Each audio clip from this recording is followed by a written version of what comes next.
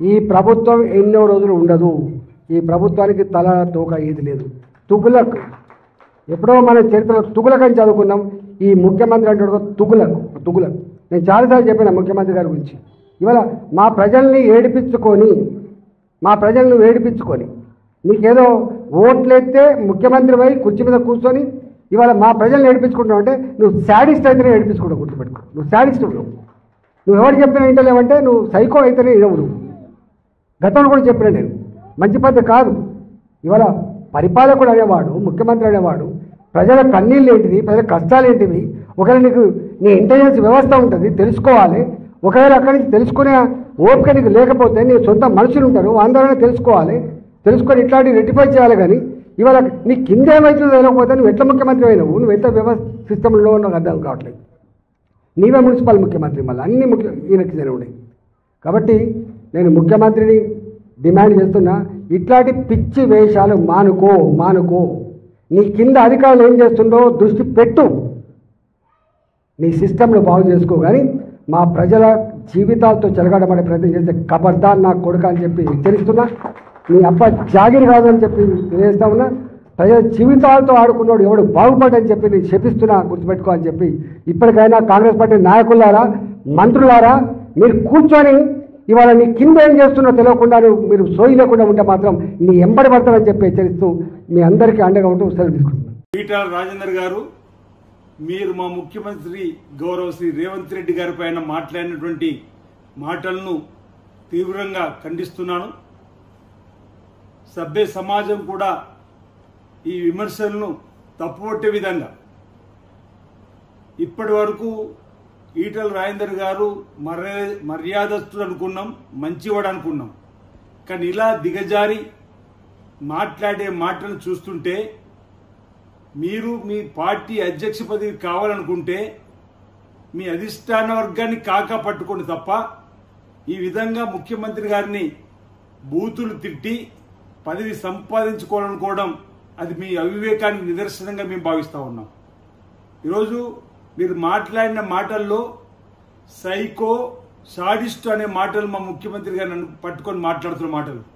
మేము మాట్లాడితే అంతకు మించి మాట్లాడడానికి ఈరోజు మా దగ్గర కూడా పదాలు ఉన్నాయి. జాగ్రత్తగా మాట్లాడాలి.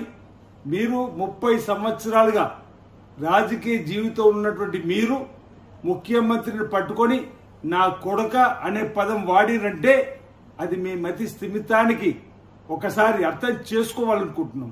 మీరు ముఖ్యమంత్రి గారిని తిడుతూ పదవి సంపాదించుకుంటూ మీకు పదవి వేస్తుంది తప్ప ప్రజలలో పలిచినైపోయేటువంటి మాటలు. ఇప్పటి వరకు మీపై ఉన్నటువంటి ఒక మంచి అభిప్రాయాన్ని నిన్నటి మాటలతో మీరు పోగొట్టుకున్నటువంటి వైనాన్ని గమనించమని కోరుతున్నాం. 30 సంవత్సరాల రాజకీయాల్లో ఉండి మీరు మాట్లాడవలసినటువంటి భాషన అంటున్నా ఈ దిగజారుడు భాషను ఇకనైనా మానుకోవాల్సిందిగా ఈ సందర్భంగా మేము మా వైపు నుంచి తెలియజేస్తూ, ఈరోజు హైడ్రా పేద ప్రజల భూములు రక్షిస్తుంది, చెరువులు రక్షిస్తుంది. మీ ప్రభుత్వం ఉన్నదే పేద ప్రజల పక్షాన. పేద ప్రభుత్వ పక్షాన అన్యాక్రాంతమవుతున్నటువంటి భూములను ఈరోజు తిరిగి ప్రభుత్వ పక్షాన తీసుకొని ప్రజల అవసరానికి ఉపయోగపడే విధంగా చేసేటువంటి కార్యక్రమాన్ని హైడ్రా చేస్తున్న క్రమంలో ఈరోజు మీరు నిలబడుతున్నది ప్రజల పక్షానే. మేము మా ప్రయత్నం అంతా కూడా పేదలకు అన్యాయం జరగవద్దని చెప్పి మా ముఖ్యమంత్రి గారు ప్రయత్నం చేస్తుంటే, ఒకవేళ మీరు వెళ్ళిన కాడ ఒకరిద్దరికి అక్కడ నష్టం జరుగుంటే అది మా ప్రభుత్వం దృష్టికి తీసుకొని వచ్చి, అధికారుల దృష్టికి తీసుకొని వచ్చి ఆ సమస్య పరిష్కారం అయ్యే విధంగా మీరు మాట్లాడాలి తప్ప అధికారులు నానాబుద్ధులు, మా గౌరవ ముఖ్యమంత్రి గారు నానాబుద్ధులు ఈ విధంగా తిడుతూ మీరు పలిచినైపోతున్నారు ప్రజలు తప్ప మరొకటి కాదు. ఈటల రాజేందర్ గారు మీరు మాట్లాడిన మాటల్ని ఈరోజు సభ్య సమాజం కూడా తప్పొట్టే విధంగా ఉంది. ఇప్పటి వరకు ఈటల రాజేందర్ గారు మంచివారు అనుకున్నా కానీ ఈ విధంగా మాట్లాడేటువంటి మాటలు ఎంతవరకు సబబడినటువంటిది చర్చ ఈరోజు జరుగుతున్న క్రమంలో ఈ వాక్యాల్ని మేము తీవ్రంగా తప్పుపడతా ఉన్నాం. రాబో రోజుల్లో కూడా మీరు ఈ విధంగా భాషను వాడితే మా వైపు నుంచి కూడా ఇంతకు మించి భాషను మీపై ఉపయోగించడం కోసం మేము మా కార్యకర్తలు కూడా సిద్ధంగా ఉన్నారన్నమాట. ఇప్పుడు అంతర్గత చర్చలో కూడా ఈటల రాజేందర్ గారు ఏంది ఈ విధంగా మాట్లాడుతున్నాడని చెప్పనే చర్చ జరుగుతూ ఉంది.